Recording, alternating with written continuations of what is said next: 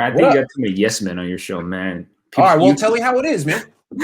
Y'all wanted what? Kyle Pitts at 3 when we have what? Like you like Ross Dwelly, right?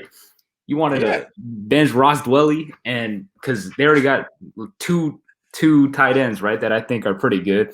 Why do you need Kyle Pitts? Like it's not a need. It's not a need. Nah, it's not a need. Jimmy's still gonna get hurt, and you're gonna go 2-14 or something. Like, look, Kyle Pitts. I don't know what that was about, Graham. But all right. So we'll see. All right. So what I really wanted to get about was like the Jimmy plan. So I think you're overcritical of the Jimmy plan yesterday. So I think the main difference between Jimmy Garoppolo and Trey Lance is going to be the running game. So it's going to be like triple option or something, and like some. I want to see them like run crazy, like run plays with that Kyle Shanahan can like draw up and create a nice like scheme with the run game. And the pass game with the Jimmy offense, it's like what run, and then play action. And let's like, yeah, he's like play action is up Trey Lance's alley, right? And I think like that's when you run like play action is when it's going to be like, look, then you're rolling out, and then it's going to be like different. But like, how do you run play action in like a 7-on-7? That's true. Like you can't, right? And then they weren't running yesterday. And also another thing is Kyle Shanahan, I think we all knew wanted Mac Jones, right? So how is he going to have a new plan for rookie minicamp in like 2 weeks? Like, I don't think you can expect him to like completely change his like rookie minicamp that he had for 4 straight years in like 2 weeks. And then he doesn't know if it's going to work. It's only 3 days, and you have to make him look good in front of the media. And I guess he knows what like quarterbacks look good by throwing 4-yard passes and then getting the way I look at it is like during the warm-ups, when you warm up all the different throws you want to do that day, the outs, the check downs, the deeper throws.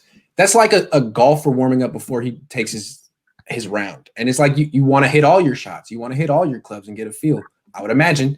And that's one of his clubs. That's one of his shots. Why would you not warm up doing that? It's like, okay, he's going to be doing that later on. It just seems strange to have him stationary the whole day when I don't agree that the only way you use him uniquely is in the quarterback run game. I mean, he's too valuable to be used that way. What if he separates his shoulder? What if he gets a concussion? He's the first round pick in 2 years from now.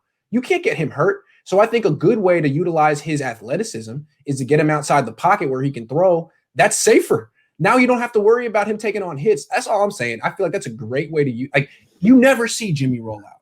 The Jimmy rollout stuff doesn't exist because he's so slow. They keep him in the pocket most of the time, and that's fine for him. But if they do that with Trey Lance down the line, they're not using him to his full capabilities, in my opinion. It's just day one, though. Yeah, but how do you do rollouts do you roll out in like 7-on-7? In a warm-up? I'm saying warm-ups. I don't know what rookie minicamp is like. So like, do coaches regularly do that, or did Harbaugh do that?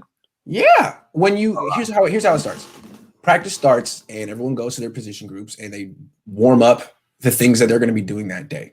And the quarterbacks start by throwing to trainers. You throw short throws, longer throws to the right, to the left. And at a certain point in practice, usually the time when there's special teams halfway through, the quarterbacks go back to the quarterback coach and they work on rollout passes, deep throws, pocket movement, things like that. You see it all the time. And Trey Lance is going to do that. He didn't do it on day one. It doesn't mean that he's not going to do it ever. It's not the end of the world. I just noticed it. I'm allowed to say that I noticed it. I guess, but I'm just saying. I guess. It's like it's one day. It's the media's you're not there up on me. to over criticize everything. Man, I feel bad for Justin Fields, by the way. Like, I think the media was already like, he did all right, and then it's like the like negative Andes over there in really? Chicago. Yeah, I didn't see it. It's like they were like, he did all right. It's like, even though I think like the goal was he did good, but like the perception is he did all right. See, I really believe that the Niners were trying to craft a positive day. 2024, Trey Lance did good. That's the headline. That's a good thing. If you had him doing more ambitious stuff, maybe he struggles at first, which is not a problem. It's okay. You're allowed to struggle in May. But then you get the headline you got in Chicago, and all of a sudden fans are worried. They're nervous. You know what I'm saying? So anyway, hey, look, thank you for coming on my channel and setting me straight. You are definitely not a yes man. You nailed it. That was great. Real quick, what's the locker room message before the Tennessee game? Is it like, hey man, we're about to lose? I don't know. That's a good question. For Kyle. Kyle, what do you tell these guys? Hey man, he'll probably say like, hey, we're pros. He's not a big rah-rah guy. I think he's gonna be like, hey, we have to do this. All right. Good to see you, man.